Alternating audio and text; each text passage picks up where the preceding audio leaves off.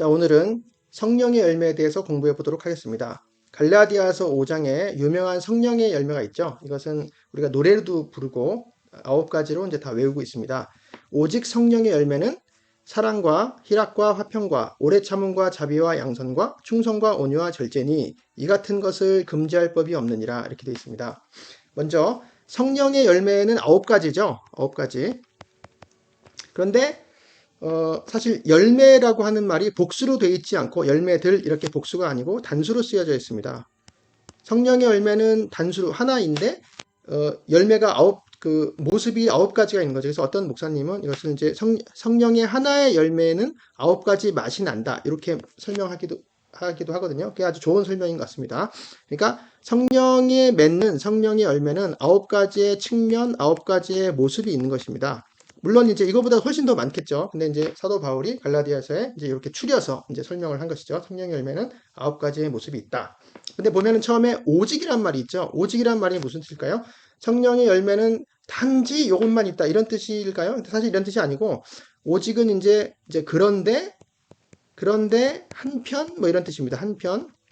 그러니까 어떤 다른 모습이 있는데 그것과 다르게 한편 성령의 열매는 뭐뭐다. 이제 이렇게 돼 있고요. 그다음 맨 마지막에 이 같은 것을 금지할 법이 없다. 이 같은 것이라고 하는 건 이러한 것들, 이런 것들이 이제 9가지 모습이죠. 이런 것들을 금지할 법이 없다고 하는 것은 금지할은 이제 이런 것들을 거스르는 율법이 없다 이런 뜻입니다. 율법. 그러니까 이 성령의 열매는 이 율법에 거스르지 않고 율법에 일치한다. 율법의 목표에 부합한다. 이런 뜻이죠. 그러니까 어떤 성령의 열매와 반대되는 어떤 다른 모습과 비교가 된다는 걸 알 수 있고 첫 번째. 두 번째는 율법과 관련해서 지금 설명을 하고 있다는 걸 알 수 있습니다. 이것에 관련해서 문맥으로 한번 살펴보기로 하겠습니다. 자, 요게 문맥이거든요. 갈라디아서 5장 문맥인데 먼저 여기 보면 지금 오직 이게 이제 그런데 한편으로 성령의 열매는 뭐뭐다 이제 이렇게 9가지 있죠. 근데 이것과 비교되는 게 뭐냐면 요 바로 위에 보면은 육체의 일은 분명하다. 육체의 일은 분명하니 곧 음행과 더러운 것과 호색과 그러면서 쭉 이렇게 여러 가지 뭐 투기와 술 취함과 방탕함과 뭐 이런 또 그와 같은 것들 이렇게 해서 성령의 열매와 대조되는 어떤 악덕 목록에 나옵니다. 육체의 일. 제목은 이제 육체의 일이라고 할 수 있고요. 말하자면 악덕 목록에 나오는 거죠. 악덕 목록. 그래서 이런 일을 하는 자들은 하나님의 나라를 유업으로 받지 못한다. 그런데 한편 성령의 열매는 이게 반대되는 것을 말하는 거예요. 육체의 일과 반대되는 성령의 열매를 말하는 것이고요. 그래서 성령의 열매는 그러니까 그리스도 예수의 사람들이 이제 하는 것이고 예수의 사람들의 모습이고 우리가 성령으로 살면 또한 성령으로 행할지니 그러니까 우리가 사실 행하는 것은 아니고 성령님께서 우리 안에 계시면서 우리가 우리 안에 계신 성령님께 복종하면 이제 성령님께서 열매를 맺혀 주시는 것이죠. 그러니까 우리의 열매라기보다는 성령님의 열매인 것입니다. 포도나무 대신 예수님에 붙어 있는 가지인 우리가 바로 이제 그 열매를 맺는 것이죠. 또 한 가지 율법과 관련해서는 뭐냐? 율법과 관련해서는 처음부터 이제 보면은 원래 갈라디아서는 사도 바울이 갈라디아 교회들에게 보낸 편지인데 갈라디아에 어떤 일이 있어서 바울이 보냈냐 하면 율법주의자들이 나타났어요. 율법주의자들이 이제 갈라디아 교회에 와서 잘못된 가르침을 했죠. 잘못된 가르침이란 율법주의인데 그것은 율법 준수, 지켜야만 구원을 얻는다 했어요. 구원을 얻는다. 이제 이 가르침이었어요. 그리고 요거보다는 좀 혹시 덜 하더라도 예를 들어 믿음으로 우리가 하나님의 자녀가 되고 구원을 얻었다. 하지만 그 이후에 율법 준수를 하지 않으면 구원을 잃는다라는 거죠. 구원을 잃는다. 그러니까 구원 자체를 하나님의 하나님께서 우리들을 위해서 은혜로 해주시는 거라고 생각하지 않고 우리가 뭔가 지켜야 구원을 얻든지 혹은 구원 얻는 거는 하나님이 해 주신 거라고 하더라도 우리가 구원을 지킨다. 우리가 구원을 보호하고 유지하고 지킨다라고 하는 것이죠. 지킨다. 우리가 구원 자체를. 근데 사도 바울은 이것에 대해서 엄청나게 반대를 했죠. 사도 바울은 전혀 아니다. 이것은 이제 구원은 믿음으로만 되는 것이고 오직 믿음으로 되는 것이고 하나님의 은혜로만 되는 것이다. 봐라, 성령님께서 거듭나게 해주시지 않았냐? 성령님의 거듭남. 성령님은 성령님 그분이 우리한테 오셔서 우리를 거듭나게 하실 때 우리가 한 것이 도대체 무엇이 있냐? 아무것도 한 것이 없고 오직 성령님 하나님의 은혜뿐이었다. 그리고 우리가 율법을 지키고 준수를 해도 그것으로 우리의 의가 되지 않는다. 우리는 다 지킬 수도 없고 그것이 우리의 의가 되는 것이 아니고 오직 그리스도의 의만이 우리의 의가 되는 것이다. 그래서 바로 그리스도를 믿는 믿음으로 나는 의만이 이제 된 것이다. 이렇게 해서 율법주의자들에 대해서 반대해서 쓴 것이 이제 갈라디아서죠. 그래서 율법주의자들의 반대를 했지만 그러면 이제 율법을 우리가 안 지켜도 되는 거잖아요. 그러니까 율법이 우리를 구속하지 않잖아요. 그래서 우리가 자유를 얻었어요. 우리가 자유로. 그런데 그러면 자유를 얻었으면 이 자유로 육체의 기회를 삼으면 되냐? 막 방종하게 살면 되냐? 우리가 율법의 종이 아니라고 해서 그것이 아니라 이 말이죠. 너희가 자유를 위해서 부르심을 얻었지만 그 자유로 육체의 기회를 삼지 말고 오직 사랑으로 서로 종노릇하라. 이제 그러면서 그 온 율법은 내 이웃 사랑하기를 내 자신같이 사랑하라. 내 자신같이 하라 한 말씀에서 이루어졌다. 그래서 요 율법과 바로 성령의 열매가 공통되는 것이라 이거죠. 이 율법의 목적, 이 율법의 그 목표가 성령의 열매와 거스르지 않고, 율법과 성령의 열매는 율법과 거스르지 않고 율법의 목적에 완벽하게 부합한다. 이제 그렇게 설명을 하는 것이죠. 너희는 성령을 따라 행하라. 그래야 하면 육체의 욕심을 이루지 아니하리라. 그러니까 여기서는 이제 성령과 육체의 욕심이 이제 반대가 되는 것이죠. 그래서 육체의 소욕은 성령을 거스르고 성령은 육체를 거스린다. 그래서 그러나 만일 너희가 성령의 인도하시는 바가 되면 율법 아래에 있지 아니하다. 이제 이렇게. 그래서 사실은 이제 우리는 율법 아래에 있지 아니하지만 그렇다고 해서 그렇게 자유를 얻었다고 해서 육체의 소욕을 따라 사는 것이 아니고 성령님께 순종해서 살고 그래서 성령의 열매를 맺는다. 이제 이렇게 설명을 하는 것입니다. 이것이 문맥이고요. 오늘의 요것의 문맥이고 이제 하나씩 살펴보기로 하겠습니다. 자, 오직 성령의 열매는 사랑은 아가페를 말하는 것이죠. 아가페. 하나님의 사랑을 말하는 것이고요. 이 사랑은 오래 참는 사랑을 말하는 거죠. 오래 참는 사랑. 용납하시는 사랑. 이제 죄인을 용납하는 사랑을 말합니다. 사랑과 희락은 기쁨을 말하는 것이고요. 화평은 평화를 말하는 것이죠. 평화, 이제 평강이고요. 이것은 구약적인 개념으로는 샬롬입니다.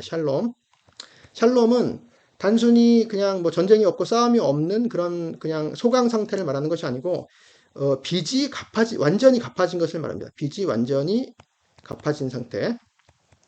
그리고 죄인이나 죄수, 포로가 해방된 것을 말합니다. 완전히 해방돼서 자유를 얻은 상태를 말합니다. 그래서 모두가 하나님과 이웃과 우리 모두가 함께 온전해진 상태를 말해요. 온전해진 상태. 그것이 이제 화평이고요. 이게 물론 그리스도께서 이제 하시는 것이죠. 그리고 오래 참음이 있습니다. 오래 참음. 자, 오래 참음은 인내와 조금 달라요. 오래 참음과 인내. 이거는 생각을 해보기로 하겠습니다. 오래 참음과 인내가 뭐가 다르냐? 그리고 사랑이 처음에 이제 오래 참는 사랑이라고 했잖아요. 그래서 우리가 생각나는 게 고린도전서 13장 사랑장에 이 오래 참음에 대해서 나와 있습니다. 살펴보도록 하겠습니다. 잠시. 여기서 사랑은 오래 참고 이렇게 시작합니다. 오래 참는다라고 하는 말은 헬라어로 이제 마크로 튀미아라고 하는데요. 마크로 튀미아. 자, 마크로는 길다라는 뜻, 크다 이런 뜻입니다. 길다, 크다. 예를 들어 마크로의 반대는 마이크로죠. 마이크로. 헬라어가 영어로 이제 사용되죠. 마크로가 마이크로 반대. 이건 짧다, 작다라는 뜻이죠. 짧다, 작다. 그래서 이게 길고 튀미아는 감정의 기관을 말해요. 감정의 기관. 그러니까 우리로 치면 뭐 가슴 속이나 뭐 심정, 뭐 마음 이런 것을 생각할 수 있겠죠. 물론 마음이라는 단어는 따로 있지만 그래서 이제 긴 마음, 큰 마음을 말합니다. 그래서 이것은 어떤 용납하는 그런 걸 용납하는 오래 참음을 말해요. 용납하는 것, 용납, 오래 참음. 요것과 반대되는 것이, 그러니까 요것과 반대되는 것이 아니고 비슷하지만 약간 다른 것이 견디는 걸 말하는데요. 인내를 말하는데요. 인내. 여기 보면 고린도전서 13장에 사랑은 다시 이제 모든 것을 참으며가 나오고 맨 마지막에 모든 것을 견디느니라가 나오거든요. 이 견디느니라가 바로 인내입니다. 인내, 어, 인내하고 견뎌내는 것이죠. 견뎌냄. 요것은 마크로티미아랑 좀 다른 게 이제 휘포메노라고 하는데요. 그러니까 동사로 휘포는 아래를 말합니다. 아래. 그리고 메노는 머무르다. 머무르다. 아래에서 머무르다. 그러니까 이게 무슨 뜻이냐면 그러니까 무거운 짐을 지는 것을 무거운 짐을 지고 버티는 것을 말합니다. 무거운 짐을 지고 버틴다. 그래서 어떤 좀 힘겨운 것들, 힘겨운 고난이나 환란이나 무거운 것이나 강제 노동이나 어떤 박해나 그런 것들을 참고 버티는 것, 인내하는 것을 말합니다. 이것이 인내죠. 그래서 요 오래 참음과 견딤, 인내는 좀 비슷한 면이 있지만 뭐 약간 개념상 약간 다른 면이 있어요. 그래서 어, 어떻게 보면은 참기 어려운 것을 이렇게 내 힘으로 참기 어려운 것을 참는 것이 견디는이라고 하게 보면은 오래 참는 것은 어떤 그 좀 강한 존재가 약한 존재에 대해서 나한테 까부는 그 약한 존재에 대해서 이제 그 좀 용납하고 관용하고 관대하게 좀 오래 참아주는 이제 그런 모습이 좀 있는 것 같아요. 그래서 자 다시 돌아오겠습니다. 본문으로. 그래서 오래 참음과 있고 자비. 자, 이 자비라는 말도 이것은 이제 친절함이라는 뜻입니다. 친절함. 친절함, 뭐 좋은 모습. 상대방에 대해서 친절하고 좋은 모습을 말하는 것이 좋은 모습. 그래서 자비로 번역하기도 하고 어디선 또 인자라고도 번역하기도 했어요. 네. 헤세드와는 조금 다르고 약간 친절한 모습을 말합니다. 자, 오래 참음과 자비. 그러니까 상대방을 용납하고 관대하게 오래 참고 친절한 모습은 이제 하나님의 모습인데요. 로마서에 보면은 혹 내가 하나님의 인자하심이 너를 인도하여 회개케 하심을 알지 못하여 그의 인자하심과 용납하심과 길이 참으심이 풍성하심을 멸시하느냐 이제 이렇게 사도 바울이 로마서에서 얘기를 하는데 여기서 하나님의 인자하심이라고 나온 것이 바로 친절함입니다. 하나님의 친절하심. 저기서는 자비라고 나왔던 거죠. 저기서는 갈라디아에서는 그 하나님의 자비, 즉 하나님의 친절하심이 너를 인도하여 회개케 하심. 그러니까 하나님은 용납하시는 거죠. 그의 인자하심, 이것도 마찬가지죠. 친절하심, 용납하심, 길이 참으심의 풍성함을 멸시하느냐. 이 길이 참으심도 아까 위에서 말한 마크로티미아입니다. 마크로티미아. 오래 참음, 오래 참으심.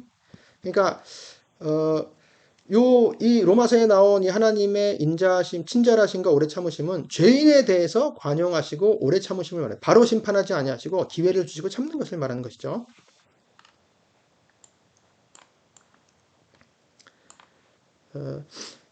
그리고 양선과 충성과 이제 온유와 절제. 이것도 다시 해보도록 하겠습니다. 양선은 이름이 좀 어색하죠. 양선. 거꾸로 쓰면 좀 낫습니다. 선량한 것입니다.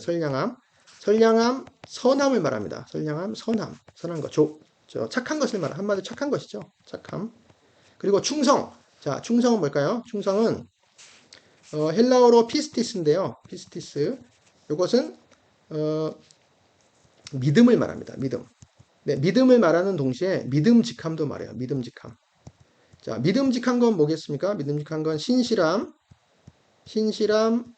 성실함, 충성됨을 말하는 것이죠. 충성됨. 이제 그런 의미에서 충성입니다. 충성. 그러니까 하나님께서 믿음직하신 분이죠. 하나님께서 믿음직하신 분이기 때문에 그 하나님을 믿고 하나님의 영인 성령님을 모시고 우리 안에 있는 성령님을 모시고 순종하는 그 사람들은 성령님의 사람들은 하나님의 성품인 이 믿음직하고 충성된 모습이 우리에게 나타나는 것이죠. 열매로 나타나는 것이죠. 그 다음에 온유. 자, 온유는 온순함을 말하죠. 온순함. 그리고 말하자면 동물이 길들여진 상태를 말합니다. 길들여짐. 그러니까 그러니까 순종적인 것이죠. 하나님께 대해서 순종적인 모습을 말합니다. 짐승처럼 야생 동물처럼 사나운 그런 모습이 아니고 하나님께 이제 길들여져서 온순하고 순종적인 그런 모습이고요. 절제는 자기 절제를 말합니다. 자기 절제. 셀프 컨트롤이죠. 셀프 컨트롤. 여기서의 온유가 그 고린도전서 13장 사랑장에 또 있었죠. 사랑은 오래 참고 사랑은 온유하며라고 나와 있잖아요. 근데 여기서의 온유는 사실 고린도전서 13장에 사랑은 오래 참고 사랑은 온유하며, 여기서 온유하면은 친절하며입니다. 친절하며. 친절하다. 아까 말하자면 성령의 열매에서는 자비라고 나왔는데요. 자비가 이제 고린도전서 13장 사랑에서 온유라고 나왔습니다. 이게 다 친절하면이란 뜻이죠. 이렇게 친절하다. 하나님께서 용납하시고 오래 인자하시다. 하나님의 인자하심. 이게 다 친절한 것입니다. 친절함. 하나님이 친절하심 같이 우리도 친절한 것입니다. 자, 성령의 9가지 열매를 잘 공부해 보았습니다. 성령님께 순종해서 이러한 열매를 많이 맺었으면 좋겠습니다. 감사합니다.